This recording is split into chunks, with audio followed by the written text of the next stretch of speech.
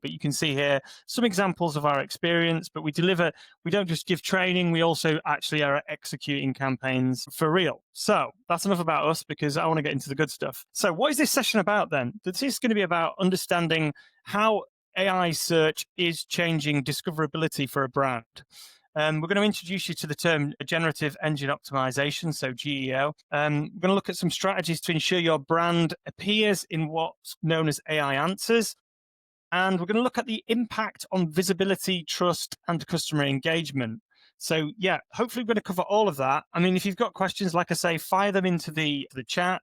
This is an emerging situation on what's going on, and it's changing regularly, and it's so fascinating. So I'm hoping you guys will enjoy it. So what is GEO then? Let's get into this with your good old explanation. So generative optimization is about making your brand visible in AI answers, where authority, not keywords, SEO is about keywords, this is about authority, drives inclusion. So if you've not got authority, you aren't going to be in the results. Unlike SEO, which focuses on links, GEO focuses on being cited as the trusted source that AI pulls from. So it blends PR, it blends owned content. Welcome back to owned content, by the way, in 2025, and technical readiness to ensure your brand appears in summaries.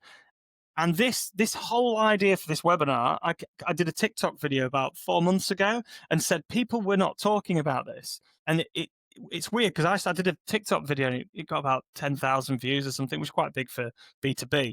But I was saying, why is nobody talking about this? And this is when I came up with the idea, and when you'll have probably got your first email from me. I couldn't believe people weren't talking about it, because I was looking at the data. It just did not make any sense anymore. And I'm thinking, why is Google penalizing itself? So that's the reason why I've come at it from this sort of angle. So the search landscape is quietly changing. Well, it was quiet, but now it's getting louder and louder and louder. Lower clicks are here to stay. So this is an article very recently on BBC News, and it was from it reported that DMG Media, which is the owner of Mail Online and Metro and numerous others, said that had resulted in a fall of click-through rates and is almost 90%. And that wasn't just sort of hidden away. It's not been released like clearly, being made obvious. It was to the Competition and Markets Authority made in July. So they had to reveal that, because obviously that can affect share price with clickability and stuff. This is where people, they're making their money on the brands. So there's also concern over Google's latest tool, which I don't know if you've seen, but not very long ago, Google's launched AI mode. So that's not just the AI overview that you get, which is we're going to cover as well, but AI mode, which is now obviously combining with Bard / Gemini, whichever one you want to talk it.